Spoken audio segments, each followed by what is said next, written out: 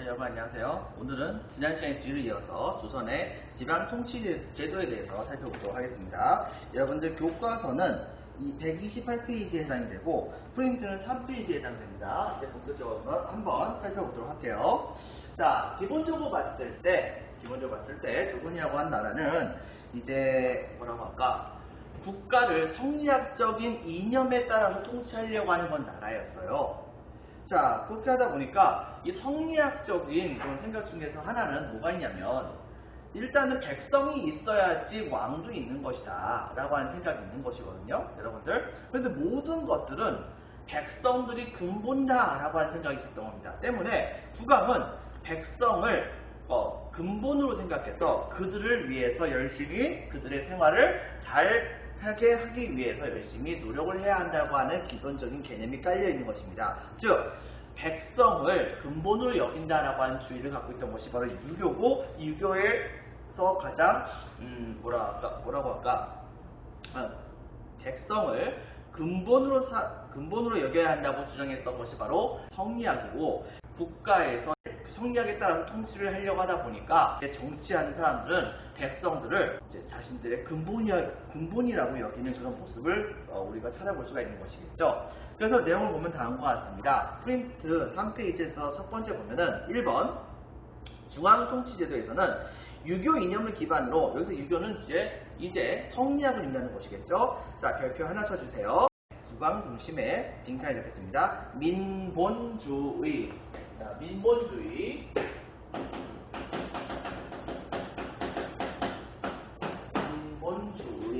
자, 민본주의를 기본으로 여깁니다. 자, 그리고 조선의 바로 국가 시스템을 구체적으로 얘기한다고 한다면 첫 번째 의정부 6조 체제를 얘기할 수가 있어요. 즉, 여기 보다시피 의정부는 국가의 최고 기구입니다. 저번 시간에 선생님이 얘기했다시피 의정부에는 가장 높은 관직에 있는 사람은 영의정, 그다음에 그 밑이 좌의정, 그 밑이 우의정, 이 세 명의 정승들을 일컬어서 삼정승이라고 보통 얘기하는데, 이들이 중심이 돼가지고서 신하들의 우두머리로서 이제 국정을 사실상 이끌어 나가는 모습을 보여주고 국왕의 가장 강력한 협조자가 되어야 되는 것이 원칙입니다. 하지만 중요한 것은 이 모든 것들을 전부 다 이 의정마다 처리할 수는 없기 때문에 이때 당시에 좀 더 세부적인 업무들은 의정부 산하에, 의정부 밑에 바로 6개로 그 국가에서 처리를 해야 되는 모든 업무들을 6개로 나눠가지고서 각각의 6개 부서를 만들어서 이거에 따라서 국가를 통치하는 시스템을 구축하게 됐었어요. 대표적인 것 중에 제일 먼저 중요하게 얘기했던 것이 이 고려하고 조금 좀 순서가 다른데, 고려는 이병호형예공의 순서였었죠. 조선의 경우에는 바로 이호예병형공이라고 합니다. 그리고 뒤에다는 바로 부가 아니고 조자 붙였어요. 이것은 아마도 중국과는 좀 다르게 우리나라만의 독특한 그런 모습으로서 이것을 띄었다고도 볼 수가 있는 것인데요. 자, 어쨌든 간에 당시에 이조에서 실시했던 것의 대표적인 것 중에 하나가 관리의 인사를 담당하는 것이었습니다. 즉, 관리의 승진과 퇴직, 이런 것을 담당하는 것이 바로 이조였고, 호조의 경우에는 국가의 재정을 담당하는 것이 이조입니다. 모든 재정을 다 호조가 다 담당했던 것은 아니지만 대체로는 호조가 담당했었습니다. 자, 그다음에 또 한 가지, 바로 예조의 경우에는 외교와 교육과 행사 같은 걸 담당했었는데, 즉 예조니까 예가 들어가는 일들, 즉 외교 때 결례를 하면 전쟁 날 수도 있는 거잖아요. 그러니까 되게 조심해야겠죠. 그다음에 그 외에도 교육도 사람들의 그런 생각들을 성리학적인 생각을 갖추게 하기 위해서 열심히 학교 같은 걸 만들 만한 모습을 보여주고, 각종 행사들도 유교적인 행사들을 많이 만들려고 노력했던 것이 바로 이 예조라 보면 되겠습니다. 병조의 경우에는 군사와 전쟁 같은 것을 담당합니다. 전쟁과 관련된 업무를 주로 담당했던 게 바로 이 병조. 형조의 경우에는 바로 재판과 형벌, 바로 이제 재판과 그다음에 형벌에서 일어나는 여러 가지 일들을 전부 다 이 형조가 처리했고, 마지막 공조의 경우에는 건축과 관련된 업무들 전부 다 처리를 했었습니다. 자, 네, 이제 이렇게 해서 만들었던 것이 바로 이 의정부 6조 체제라고 얘기를 하거든요, 여러분들. 자, 이 점을 같이 기억을 해서 보도록 하겠습니다. 별표 2개. 의정부 6조 체제. 즉, 의정부의 경우에는 지금까지 적혔습니다. 최고 통치기구. 그 다음에 삼정승의 합의로 국정을 운영합니다. 자, 그 다음에 6조 박스.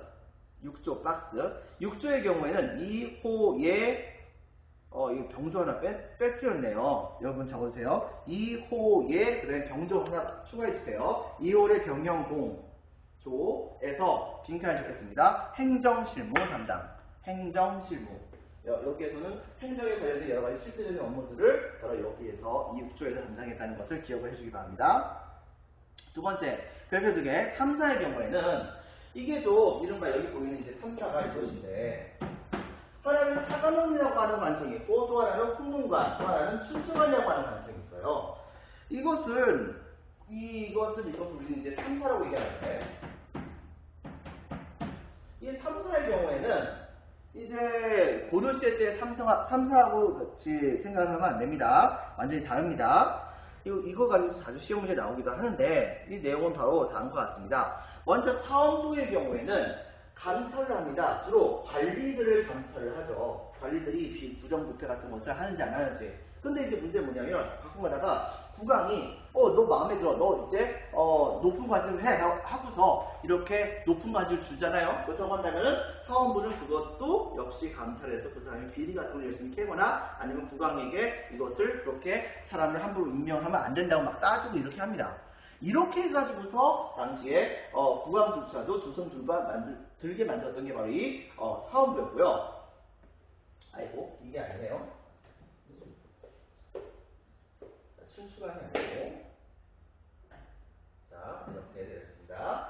두 번째는 사관원입니다. 이 사관원의 경우에는 국왕이 이제 조선왕조 같은 경우에는 국왕이 잘못된 결정을 하는 것을 극도로 경계했었던 것 같아요. 때문에 국왕이 무엇인가 경계를 잘못된 그런 결정 같은 것을 하려고 한다면 신하들이 적극적으로 이것을 뜯어 말려야 되잖아요. 근데 문제는 뭐냐면 신하들이 적극적으로 뜯어 말리면 국왕이 열받아서 신하 죽이면 끝나는 거잖아요. 때문에 이때 당시에 일종의 불문율을 하나 만듭니다. 즉 무슨 말이냐면 국왕도 그렇게 잘못된 결정을 해서 나라가 망하게 되면 자기도 손해인 거니까 당시에 국왕이 잘못된 결정을 하게 된다고 한다면 무조건 국왕 폐하 그것은 아니되옵니다 라고 하는 것을 얘기하는 것만을 전담하는 그런 관청을 하나 만드는 거예요. 국왕의 행동 모든 것들을 전부 다 비판하는 그런 관청을 바로 이제 우리는 사관원이라고 얘기합니다. 가라는 것이 그냥 이 사람들의 직업인 거예요. 국왕 정치를 비판하는 거죠. 국왕은 맨날 이 사관원에게서부터 계속해서 아니옵니다 맨날 들어가지고 귀에 딱지가 앉을 정도로 이렇게 아니옵니다라고 하는 그런 말을 많이 들었다고 합니다. 근데 어쨌든 간에 그것은 바로 국왕이 잘못된 결정을 실시하는 것을 막기 위한 하나의 방식이었다라고 하는 것을 우리가 찾아볼 수 있는 것이겠죠. 세 번째는 바로 홍문관입니다. 바로 이 성종 때 만들었다는 이 홍문관. 이 홍문관의 경우에는 바로 국왕과 신하들이 한자리에 모여서 유교 경제에 나와 있는 이상적인 정치를 과연 지금 현재 이 땅에서 펼칠 수 있을까라고 하는 내용을 가지고서 신하들과 그다음에 왕이 공개적으로 막 토론하는 장소였어요. 근데 여러분 알잖아요. 만약에 여러분들 국왕이 신하 한 명하고 1대1로 토론을 하면은 위력을 누릴 수가 있죠. 근데 신하가 30명이 모여있고 국왕이 서로 이제 대척점을 줘서 토론을 하는데 국왕이 바로 이 신하들을 이길 수가 있을까요? 없을까요? 논리적으로 어떤 형태로든 간에 국왕이 논박을 당할 수밖에 없는 겁니다. 왜? 논리적인 측면이 국왕 혼자서 생각하는 것이 훨씬 더 빈약하기 때문이죠. 논리적인 측면이. 자, 그래서 그렇기 때문에 당시에 홍문관에 가면은 신하들은 많은 유교적인 경전을 연구한다는 명목으로 경연이라고 하는 것을 시행했었지만 실제적으로는 이 경연을 통해서 유교적인 여러 가지 사안 같은 것을 현실 정치에 반영을 해서 국왕에게 계속해서 논박을 하는 겁니다. 이걸 국왕이 어떻게 관대입니까? 이렇게 하다 보니까 이때 당시에 조선의 국왕들은 상당수가 이 신하들에게 되게 많이 흔들리는 경우가 많았다고도 우리가 볼 수가 있는 것입니다. 몇몇 강력한 국왕들을 제외하고는요. 이렇게 했던 것이 바로 우리가 알고 있는 이른바 3사라고 하는 것이죠. 별표 2개 쳐주겠습니다. 중요합니다. 사원부 박스, 관리 감찰, 사원부 박스, 구강, 정치 위반, 그 다음에 빈칸에 적혔습니다. 홍문관, 경연을 주관하고 왕의 정치를 자문합니다. 그 다음에 오른쪽에 보면 권력의 독점 및 부정부패를 견제합니다.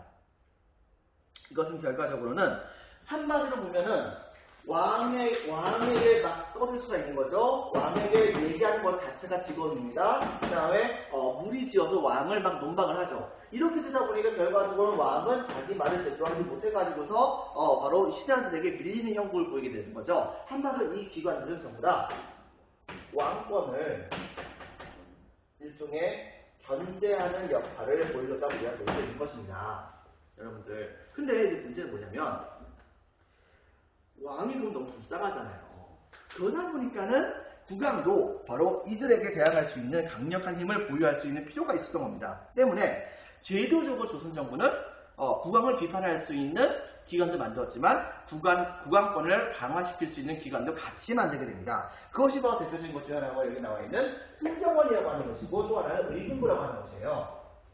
이 승정원은 한마디로 말하면 24시간 이제 그 불침복까지 쓰면서 국왕 주변에서 국왕이 뭐라도 얘기하면 무조건 달려가가지고서 그 말을 들어가지고서 다른 지역에게 이제 명령을 전달하거나 아니면 국왕의 정책을 여러 가지 측면에서 보조를 해주는 국왕의 비서의 역할을 했다고 볼 수가 있겠습니다. 말이 비서지만 실제로는 그 권력이 엄청나게 강하다고 볼 수 있겠죠. 왜? 그 권력의 원천은 바로 국왕이니까요. 자, 그렇기 때문에 바로 보겠습니다. 승정원, 이 승정원의 경우에는 바로 밑줄 치겠습니다. 승정원 박스 별표 하나 반, 국왕의 비서기관, 그 다음에 왕권 강화 옆에 적어주세요. 왕권 강화 역할을 보여줬고, 또 하나 의금부의 경우에는 국왕 직속의 사법기구, 즉 사법기구는 기본적으로 있는데 여기 보이는 이 형조 말고 국왕권에게 저항하는 뭐 대역죄라든가 뭐 이런 거 있잖아요. 이런 것에 대해서 전문적으로 판단하는 그런 국왕 직속의 사법기구가 바로 이 의금부입니다. 글쎄요, 굳이 얘기한다고 한다면 지금으로 따져본다고 한다면 일종의 국정원과 같은 그런 역할이었던 것이라 볼 수 있겠죠. 바로 이 국왕의 직속 사법기구는 결과적으로 왕권을 보호하기 위해서, 그 다음에 왕을 보좌하기 위해서 만든 기관이다 보니까 이들의 경우에 바로 왕권을 강화시켜주는 역할을 했었다라고 우리가 찾아볼 수가 있는 것입니다. 이 점을 여러분들 같이 기억을 해주기 바랍니다. 승정원, 국왕 비서기관, 왕권 강화, 의금부 별표 1개 반, 의금부, 국왕 직속 사법기구, 이것도 역시 왕권 강화의 성격이 있었습니다. 그래서 조선은 당시에 국왕이 얘기하다가 뭔가 기침이라도 하면 그 기침했다는 것까지 다 적습니다. 그것을 다 적는 그런 관리까지 있었어요. 그 사람을 읽어서 우리는 사관이라고 하는데 그 사람들이 적었던 모든 기록들을 나중에 한꺼번에 모아가지고서 이것을 잘 정리해서 이제 조선왕조실록이라고 하는 역사책을 만들죠. 그것은 기본적으로 국왕들은 이걸 보지 못하게 하는 것이 원칙입니다. 왜? 그걸 보고서 나중에 이 역사책을 잘못 쓴 사람이 있다고 한다면 국왕들이 보복을 하는 것을 이제 막기 위해서죠. 하지만 나중에 뭐 알아서 다 보긴 했다고 합니다. 뭐 어쨌든 간에 바로 이 춘추관이라고 하는 곳에서는 역사책을 만들었었다라고 하는 것을 여러분들 기억을 해주기 바랍니다. 대표적인 경우 중 하나가 바로 조선왕조실록 같은 것을 만들었다 볼 수 있겠죠. 그 다음에 그 외에도 성균관과 같은 국가의 최고 교육기관이 존재했습니다. 성균관 박스 최고 교육기관 밑줄. 자, 다음은 지방행정제도인데요. 지방행정제도에서는 먼저 이렇게 보면 됩니다. 국왕이 여기에 있으면 국왕이 명령을 중앙통치기구에게 명령을 내리겠죠. 바로 여기 보이는 의정육주체제. 자, 여기다 명령을 내리면 바로 그 명령 사항들은 2호의 명령 공조별로 각각의 사안에 따라서 지방으로 전부 다 이것이 이제 명령서가 전달이 되게 됩니다. 이걸 명령서가 전달이 되게 되는데 그때의 지방의 행정제도는 기본적으로 우리가 알고 있는 바로 8도가 이때 당시에 사실상 성립되었다 볼 수 있는데요. 8개의 도가 이때 당시에 만들어져 가지고서 이 지역을 크게 통치를 합니다. 통치를 해나가는 모습을 보여주는데 그 도라고 하는 단위도 너무 크잖아요. 그러다 보니까 사람들이 많이 사는 곳과 그다음에 사람이 적게 사는 곳을 나름대로 구분해서 상하관계는 아닙니다. 바로 나름대로 구분해가지고서 큰 곳은 부, 그 다음에가 목, 그 다음에 근, 그 다음에 현 이런 순서로 해가지고서 각 지역에다가 각각의 행정기구를 이 도 밑으로 설치하게 됩니다. 부, 목, 근, 현과 같은 이제 분현을 설치하게 됐던 것이죠. 이 팔도를 총괄하는 팔도의 각각의 도를 총괄하는 그런 관리를 일컬어서 지금으로 따지면 도지사죠. 아니 정확히 얘기한다고 한다면 도지사 플러스 지방 군사령관 플러스 이제 그 뭐라고 할까 지방 사법기구의 뭐 고등사법기구 뭐 이렇게 생각하면 됩니다. 사법기구의 그 재판장의 역할을 다했었던 이른바 관찰사라고 하는 사람이 바로 이 도의 관찰사로서 부임을 하게 되는 것입니다. 자, 그 다음에 또 한 가지 이 부목 구전에는 그러면 누굴 파견하느냐? 여러분들 알다시피 고려시대 때는 모든 군현에다가 지방관을 다 파견했어요, 못했어요?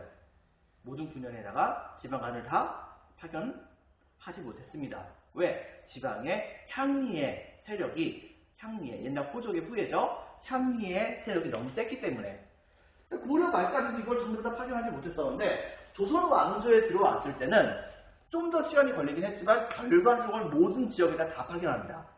이때 당시에 지방관을요. 다 파견해가지고 그 지역에 지방으로 부임한 그 사람을 뭐 순수한 우리말로는 사또 그리고 보통은 수령이라고 얘기를 하는데 이 수령의 경우에는 바로 모든 군현에 다 파견이 되었고 그 다음에 이 사람에게 주어진 것은 자기가 통치하는 그 지역의 행정, 시장의 업무와 그 다음에 재판관의 업무와 그 다음에 군사령관의 업무를 이 수령관이 다 갖습니다. 다 갖게 되는 것이 원칙이죠. 자, 이렇게 해가지고서 각 지역에다가 수령을 파견하게 되었다라고 하는 것을 여러분들이 기억을 해주기 바랍니다. 하지만 여러분 생각해보세요. 여기 성남시라고 하더라도 성남시의 시장이 혼자서 성남시를 다 통치할 수는 없잖아요. 그러다 보니까는 바로 이때 당시에 수령은 자기를 도와줄 수 있는 사람들이 필요했습니다. 때문에 이 자기를 도와줄 수 있는 그 사람들은 고려시대 때 그 지방직 공무원 역할을 했던 지방의 세력들이 있었다고 했었죠. 그들을 일컬어서 우리는 향리라고 하는데 이 향리가 바로 그 지역에서 자신의 업무를 대대손손 계속해서 세습을 하면서 그러면서 수령의 업무를 도와주는 모습을 보여주게 됩니다. 이전 대표적으로 봤을 때 그 지역의 각각의 행정적인 실무를 전부 다 담당했다 볼 수 있겠죠. 대표적으로 이렇게 해가지고 중앙정부도 여기 보다시피 2호의 병영공으로 나뉘어 있잖아요. 이 향리도 이때 당시에 2호의 병형공. 근데 이제 중앙정부는 조인데 지방의 경우에는 방이라고 부릅니다. 그래가지고서 이방, 호방, 예방, 형방, 공방 이렇게 나뉘어지게 됐다는 것을 여러분 기억해 주기 바랍니다. 근데 이 문제는 뭐냐면 가끔 가다가 이 수령의 경우에는 한 5년마다 한 번씩 다른 데로 가야 돼요. 근데 이 수령을 한 번 왔다가 가면 끝이잖아요. 하지만 향리는 이 지역에서 자신의 직무를 계속 담당을 해야 된단 말입니다. 계속 담당해야 되다 보니까 가끔가다 어떤 경우가 많았었냐면 수령이 가끔가다 여기 파견되면 수령이 뭣도 모르는 그 사이에 향리가 수령을 막 속여가지고서 여러 가지 부정부패 같은 걸 저지른 경우가 되게 많았었어요. 이런 것을 방지를 하고자 조선 정부는 이 향리를 단속하는 모습을 많이 보여주려고 했었지만 이게 쉽지 않았었거든요. 자, 그런데 이때 당시에 이 조선 정부를 적극적으로 도와줄 존재가 등장하게 됩니다. 그들이 바로 누구냐면 바로 유양소라고 하는 지방의 지금으로 따지면 지방 그 행정기구의 지방의회라고 생각하면 됩니다. 지방의회. 즉 무슨 말이냐? 여러분도 알다시피 조선 초기에 바로 온건파 사대부들은 조선의 건국에 반대해서 지방으로 낙향을 했습니다. 근데 문제는 뭐냐면 그 지역에 있던 향리들이 바로 지방에 낙향을 했었던 옛날에 관직을 갖고 있었던 이 온건파 사대부들 되게 우습게 여기는 거예요. 좀 짜증나잖아요. 왜? 자기네들은 그래도 중앙에서 관직까지 가졌던 사람들인데 지방직 공무원에 해당되는 이런 향리들이 자기들을 우습게 보는 게 너무 웃기잖아요.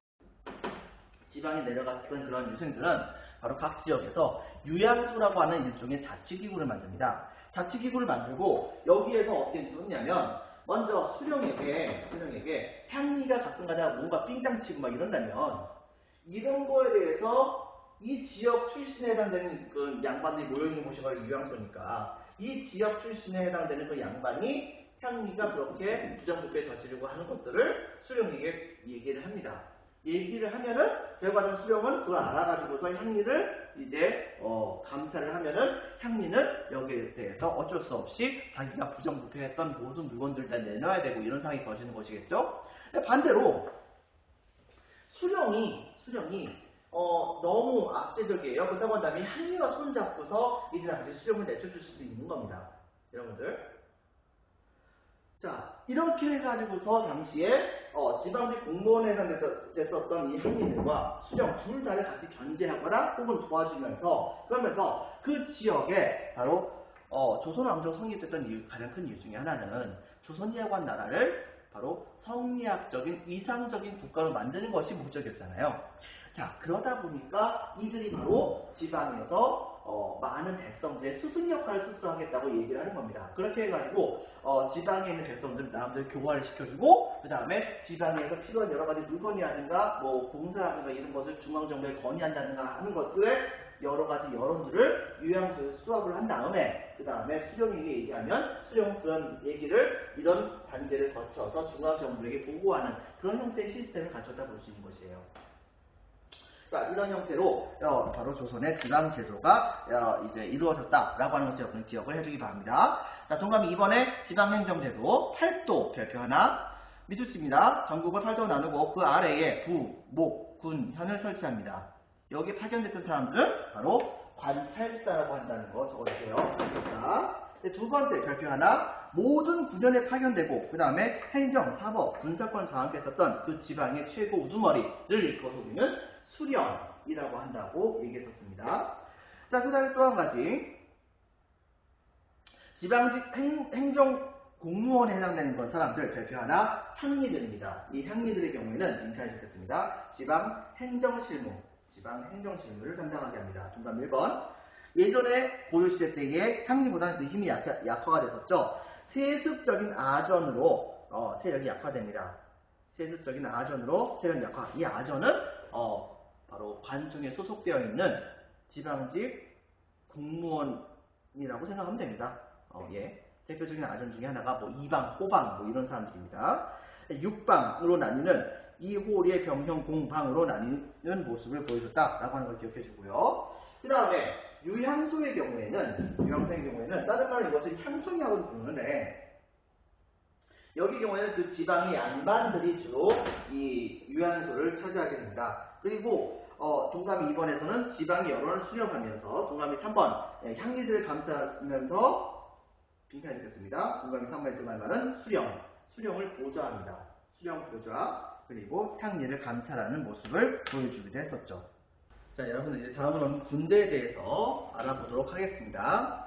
자, 먼저 군대의 경우에는 여기 보다시피 16세 이상 60세 이하에 해당되는 양인들이 여기에 포함이 되고 이것은 좀 전에 선생님이 설명했었던 보법제에 의해서 운영되는 모습을 보여주게 됩니다. 근데 기본적으로 봤을 때 여기서 양인을 보면 도대체 누구냐? 양인은 원래 조선의 신분제는 사농공상으로 이루어져 있잖아요. 선비, 그 다음에 농업하는 사람, 그 다음에 수공업자, 그리고 상인 이렇게 이루어지는 것이 원칙이지만 실제로는 이게 뭐 사, 농, 공, 상 이렇게 나뉘어져 있지만 이 밑에 이제 노비 이런 사람들이겠죠. 실제로는 법적으로 봤을 때는 이들 전부 다 양민이라고 합니다.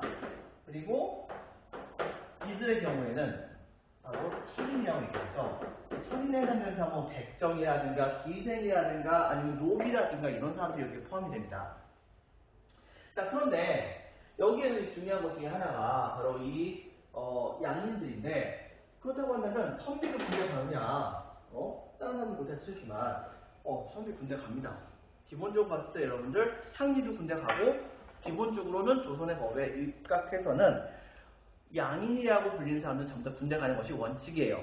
그런데 단 군대 가는 것이 원칙이긴 하지만 국가를 위해서 뭔가 하는 사람들이라고 한다면 바로 여기에서 군대 가는 것을 일부 제외를 해줍니다.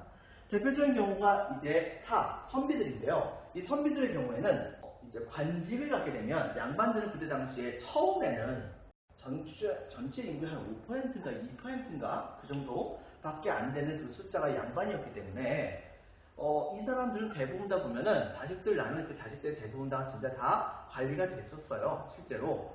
자, 그러다 보니까 이 선비들의 경우, 양반들의 경우에는 기본적으로 군대 가는 것이 원칙이기는 하나 관직을 대부분 다 갖고 있었기 때문에 실제로는 이들은 군대 가는 것이 이제 면제가 되는 것이 원칙입니다. 왜? 국가에서 관리가 되면은 무언가 그 국가를 위해서 일을 하는 거잖아요. 그래서 면제가 되는 것이고, 그 다음에 수공업자의 경우에는 군대 가는 것 대신에 국가가 원하는 그 정기적인 그 시간 동안에 어딘가 가가지고서 거기에서 물건을 대신 만들어줍니다.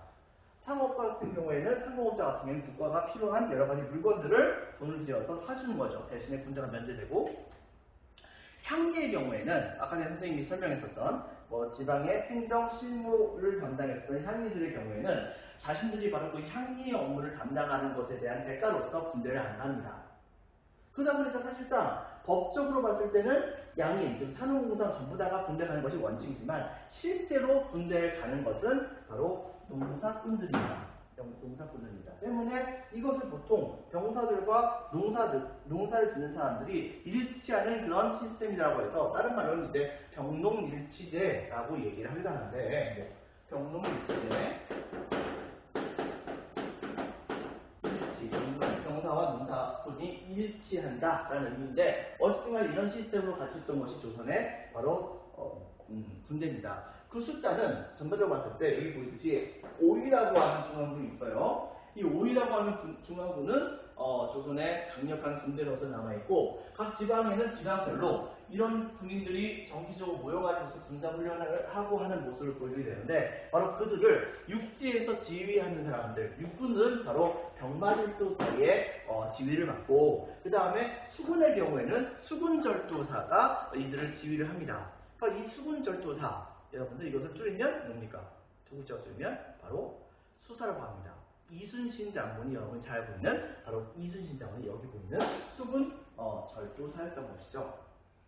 이걸 같이 기억을 해주기 바랍니다. 그 다음에 공수제는 바로 봉화를 의미합니다. 즉 조선 정부는 지방에서 어떤 일이 일어나는지를 쉽게 알아야 될 거 아니에요. 근데 예를 들면 부산에서 갑자기 외구가 쳐들어왔어요. 근데 부산에서 외구가 쳐들어왔는데 중앙정부에다가 이것을 어떻게 해야 할까요? 라고 얘기하기 위해서 가장 빠른 말을 시켜가지고서 말을 달려서 중앙정부에게 보고를 하고, 중앙정부에서 보고한 다음에 중앙정부에서 경조를 통해서 이걸 수용을 해가지고서 나한테 이걸 다 처리하고, 그 다음에 이렇게 해라 라고 해가지고서 이제부터 싸워라 라고 명령을 딱 내리고서 그 사람이 바로 이제 말을 달려서 부산까지 내려간 다음에 보고하려고 하면 부산이 점령됐죠. 부산이 점령당합니다. 그러다 보니까는 지방의 긴급한 상황을 중앙정부로 쉽게 전달하기 위해서 먼거리 간에 바로 일종의 수신호로서, 이때 당시에 그 수신호에다 일종의 신호로서 지방과 같이 이제 그 의사소통을 하는 그런 제도가 바로 이 봉화라고 하는 것입니다. 즉 우리나라의 지방에서 중앙정부가, 그 다음에 연기가 가장 잘 보이는 그런 산들이 있잖아요. 그런 산에다가 봉화대를 설치해요.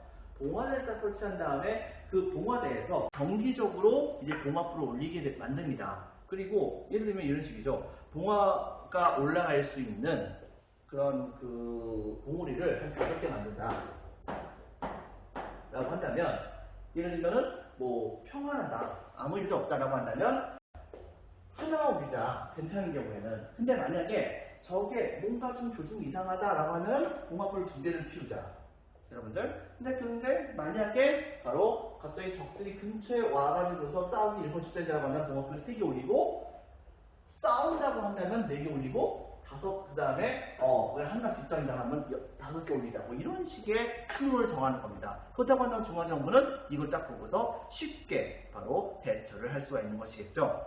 바로 이런 형태로 그 시대 때의 인터넷이 없는 그 시대에 최첨단으로 가장 빠른 속도로 지방의 상황을 알 수 있는 방법이 바로 이 봉화라고 하는 그런 기술이었다는 것을 여러분들이 기억을 해주시기 바랍니다. 자, 그래서 여기서 먼저 적을게요. 먼저 군사제도에서는 군역 대상 동그라미 1번 16세 이상 60세의 양인 남자, 그리고 동그라미 2번 현직 관리와 학생, 그 다음에 향기까지 면제됩니다. 학생도 면제되느냐? 학생 면제됩니다. 바로 당시에 양반 중에서 아직까지 관리가 되지 못했는데 학생은 공부하는 사람도 열심히 공부해야지 국가를 위해서 이제 일할 수 있는 인재가 될 수 있잖아요. 그런 사람들의 경우에는 지방에 있는 향교라든가 아니면 사부학당이라든가 그 다음에 성균관에 입학했을 경우에는 바로 일단은 학생의 신분으로서 바로 국가가 특별하게 군대 가는 것을 면제해줍니다. 마치 지금 현재 남학생들이 대학교 갔을 때 대학교 가고 있는 동안은 국가가 열심히 그동안 공부할 수 있어. 네 마음대로 군대 가. 라고 하는 의미에서 군대 가는 것을 좀 미루어주는 것처럼 말이죠. 이것을 여러분들 기억을 해주기 바랍니다. 자, 그 다음에 또 한 가지 보겠습니다. 그리고 종친과 고위관리 자제들은 특수군으로 편성합니다. 즉 고위관리라든가 종친의 경우에는 즉 왕실의 친척들 이런 사람들의 경우에는 바로 국왕 주변에 이제 왕 주변에서 왕의 경비를 쓰는 특수군으로서 이제 임명이 돼서 그 안에 들어가는 것이 원칙이라고 해요. 그렇게 군대 가는 것이 이걸로 대체가 되는 것이죠. 그게 바로 특수군이었고 군대에 징발되거나 혹은 군대에 징발되지 않는다고 한다면 그 군대에 징발된 사람을 위해서 필요한 비용을 그 사람이 부담을 해주는 것입니다. 이 제도를 일컫을 수 있는 보법제라고 얘기하죠. 그 다음에 두 번째, 군사제 중에서는 중앙에서는 빈칸이 됐습니다. 5위. 그 다음에 7항에서는 바로 육군과 수군으로 편성되었으며 각각 병마절도사와 그 다음에 수군절도사로 나뉘었습니다. 라고 하는 것을 기억해 주시기 바랍니다. 네, 별표 반개, 봉수제, 봉화제라고도 볼 수 있겠죠. 이 봉수제의 경우에는 자, 봉수, 국경의 위급 상황을 빈칸시켰습니다. 봉화로 신속히 중앙으로 전달하는 모습을 보여줍니다. 남산 봉수대도 있고 그 다음에 수원 화성 쪽에서도 봉수대 같은 것이 있죠. 지금도 봉수대에 흔적이 남아있기도 합니다. 자, 봉화풀을 올리는 그런 장소를 일컬어서 우리는 봉수대라고 얘기를 합니다. 여건제의 경우에는 예를 들면 한 30리 정도마다 역이라든가 원이라고 하는 일종의 여행을 하는 사람들이 쉴 수 있는 공간을 만들어줬어요. 근데 주로 거기에서 묵을 수 있는 사람은 공적인 일 때문에 이동하는 사람들을 위해서 거기서 남들 숙식을 제공하는 것입니다. 대표적으로 봤을 때 어떤 사람이 말을 달려가지고 서울로 가야 되는데 문제는 말을 타다가 이 말이 계속해서 가다 보면 지칠 수가 있잖아요. 사람이 달리는 것보다 말이 달리는 거니까 이렇게 하다 보니까는 말이 지쳤을 때쯤에 이제 바로 역이 하나 나타나는 겁니다. 그러면 어떻게 하느냐? 역은 항상 이제 다른 말로 갈아탈 수 있는 그 말을 미리 준비를 해놓고 있어요. 그렇게 했다가 바로 이제 공부로 인해서 서울로 가야 되는 사람, 지방으로 가야 되는 사람 이런 사람들에게는 그 말을 제공을 해주는 거죠. 제공을 해주면 그 셀말을 타고는 이제 이동을 하는 겁니다. 보통은 이게 그 사람의 관직에 따라서 지위 여하에 따라서 그 사람이 여기서 사용할 수 있는 말의 개수가 정해져 있는데요. 그 말의 개수를 바로 정해진 그 몇 마리 정도까지를 역이라든가 원에서 사용할 수 있는가를 표시해 놓은 그런 그 금속으로 만든 패가 있어요. 이것을 우리는 바로 뭐라고 부르냐면 마패라고 합니다. 우리가 알고 있는 그 암행어사 갖다 놓는 그 마패가 바로 그런 의미다 라고 하는 것을 여러분들 기억을 해주기 바랍니다. 그리고 그 외에서 바로 공문 전달, 그 다음에 공물 수송 담당을 하게 됩니다. 원이라고 하는 것은 이제 역은 말 제공하는 곳이라고 한다면 원은 이제 숙소라고 생각하면 돼요. 숙소, 공문 들고 가다가 밤이 되면 잘 수도 있잖아요. 그런 의미가 있다는 것을 기억해주고 그 다음에 네 번째, 학교의 경우에는 빈칸을 줬습니다. 양인 이상이면 누구나 학교를 갈 수 있다고 된 것이 원칙입니다. 근데 중요한 것은 뭐냐면 갈 수 있다는 것이 가야 한다가 아니에요. 그러다 보니까 당장 먹고 사는 것이 힘든 백성들의 경우에는 교육은 무슨 교육이야? 그럴 시간이 있으면 관에 나가가지고서 논에 가가지고서 잡초하다가 저씩 뽑아버려 이렇게 얘기하면서 자식들을 이렇게 몰아내죠. 하지만 바로 양반들의 경우에는 굳이 그렇게 할 필요가 없잖아요. 그러다 보니까 그들의 경우에 어떻게 했느냐? 바로 똑똑한 사람들의 경우에는 바로 공부를 이때 당시에 시키게 되는 모습을 보여줬던 것입니다. 최고 교육기관으로서는 때문에 실질적으로 양반 자제가 이제 주로 이 학교를 이제 갔었고 최고 교육기관은 성균관이에요. 그리고 이건 과거 시험 가야지 들어가시는 거예요. 그 다음에 그 밑으로는 지금보다 좀 중등학교 정도에 해당되는 게 여기 보이는 사부학당이라고 하는 것입니다. 서울에는 사부학당, 지방에 있는 것은 바로 향교라고 불렸었죠. 여기에서 이제 학교를 다니고 있다고 한다면 뭐 군대도 일단 면제가 되는 것입니다. 이런 식으로 여러분들이 생각을 해주면 좋을 것 같아요. 그 외에 각종 기술교육 같은 경우에는 따로 학교가 존재하지 않고 다만 그 기술자가 필요한 해당 관성이 바로 몇몇 뛰어나다고 생각되는 사람들을 찍어가지고서 이제 훈련을 시키는 모습을 보여줬다고 하죠. 그래서 동그라미 4번에 별표 1개 반. 학교의 경우에 양인 이상이면 교육 가능. 실제 양반 자제만 같습니다. 네, 두 번째 사부학당 박스. 사부학당은 서울 밑줄. 그 다음에 향교 박스 빈칸 주겠습니다. 향교. 그 다음에 지방. 그리고 성균관 박스. 최고 교육기관입니다. 여기는 유학을 교육시켰습니다. 또 한 가지 각종 기술 교육은 각 해당 관청에서 실시했었다. 그 다음에 이제 인재 선발에 대해서 사실상 이제 마지막이죠. 인재 선발에 대해서 이야기하겠습니다. 인재 선발의 경우에는 바로 한마디로 말하면은 과거제라고 보면 됩니다. 고려시대 때는 인재 선발하는 방식이 과거제와 음소제가 있었죠. 과거제로 뽑힌 인재가 더 많았을까요? 음소제로 뽑힌 인재가 더 많았을까요? 실제로는 여러분들 음소제로 뽑혔던 사람들이 더 많았습니다. 근데 조선시대 때는 과거제의 비중이 굉장히 높아집니다. 그에 따라서 어떻게 했냐면 이른바 10년치라고 해서 3년마다 인재를 뽑는 제도를 시행하게.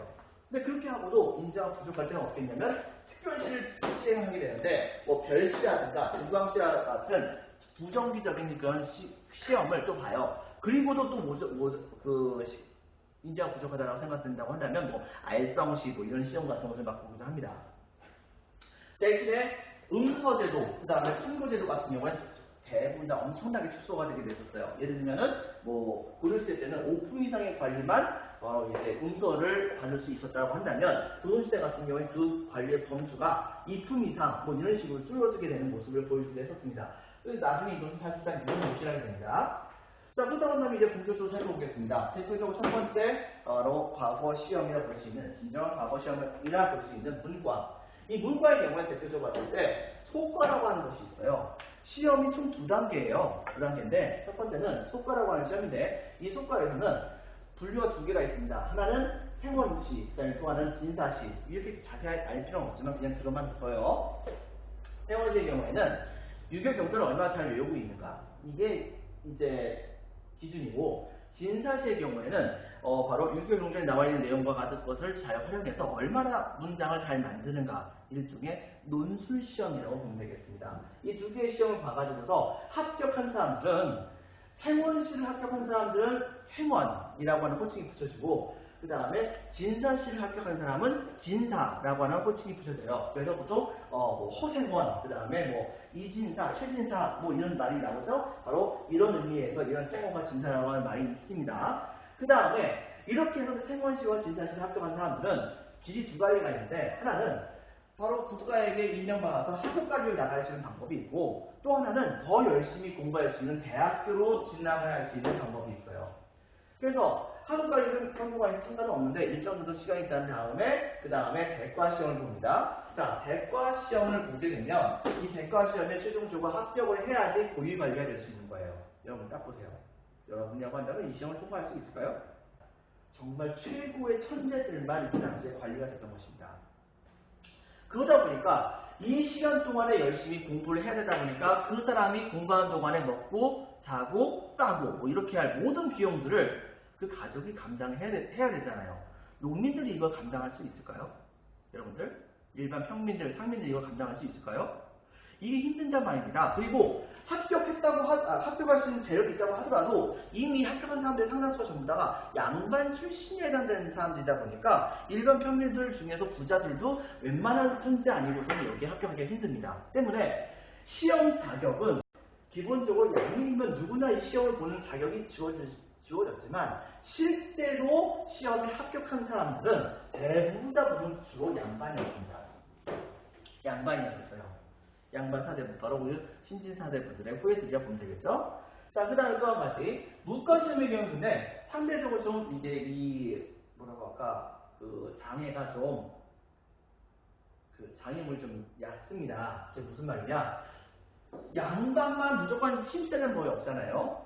평민도 힘쓸 수 있고 향리도 힘쓸 수 있고 이러다 보니까 당시 어떻게 했냐면 양반과 그 다음에 향리들의 자제까지도 가능했고 상민들의 자제들, 일반 평민들의 자제들의 경우에도 바로 여기서 상민은 여기 있는 선비를 제외한 농업과 공업과 상업을 담당하는 일반적인 양인들을 일컬어서 상민이라고 얘기합니다. 바로 이 상민들의 경우에는 이제 문과시험을 통해서 출세할 수 있는 방법이 있기도 했었습니다. 그렇게 해서 실제로 출세했던 경우도 되게 많았었어요. 잡과의 경우에는 기술도 이 양반들이 주로 이제 집중하는 그런 저기가 아니잖아요. 그 학문이 아니잖아요. 그러다 보니까 주로 기술관 아니면 특정 기술관이라든가 아니면 일반적인 향리들의 자제들이 법이라든가 통역이라든가 의술이라든가 천문 이런 쪽과 관련해가지고서 바로 이제 공부를 열심히 하고 그게 인정받으면은 자체적으로 뽑는 모습을 보였다고 합니다. 바로 이 잡과 시험이 바로 그것이라고 보면 되겠죠. 어쨌든 간에 이런 형태로 해가지고서 국가에서 인재를 뽑는 제도가 나름대로 체계적으로 운영되었다라고 우리가 볼 수가 있겠습니다. 자, 맨 마지막에 보겠습니다. 자, 동강이 5번에 인재 선발 박스 별표 2개 중요합니다. 과거제 적어주세요. 과거제는 정기시 박스, 신년시 3년마다 했었고 특별시 이것은 별시와 직무시 같은 것이 있었는데 부정기적인 시험입니다. 언제나 시험 볼 수 있었어요. 그 외에 음서와 그 다음에 천거제는 대폭 축소가 됐었다. 마지막에 문과 시험에서는 문과 박스 별표 2개 이거 자체가 다 별표 2개니까 다 기억해 주세요. 문과 빈칸이 됐습니다. 양인이면 누구나 시험 응시가 가능했었고 그 다음에 또 하나 실제로는 실제 밑줄 주로 빈칸이 있겠습니다. 양반 자제만 응시했습니다. 그 다음에 속과 박스 생원시와 징사시로 나뉘어집니다. 밑줄 대과 박스 이걸 나눠집니다. 자, 속과 박스 치고 합격자는 하급 문과인이 되거나 빈칸이 있겠습니다. 성균관 유생으로 선발됩니다. 자, 그 다음에 또 한 가지 대과 응시 자격도 부여가 됩니다. 대과를 보려면 반드시 이 속과들을 전부 다 합격해야지 대과를 볼 수가 있었던 겁니다. 그다음에 또 한 가지는 대과 합격자 박스 자 밑줄입니다. 고위문관으로 선발 밑줄. 그 다음에 문과의 경우에는 문과 박스 주로 양반, 향리, 상민 자제가 응시했고 그 다음에 빈칸이 적혔습니다. 무관을 선발했습니다. 자 마지막 잡과의 경우에는 기술관, 향리, 자제가 주로 응시. 그래서 뽑았던 기술관들은 주로 어느 분야냐? 밑에 밑줄 치겠습니다. 법관, 통역관, 의관, 천문기상관 등이 있었습니다. 이런 것을 여러분들이 기억을 해주기 바랍니다. 수고 많았습니다. 오늘은 여러분들 여기까지 하도록 하겠습니다. 감사합니다.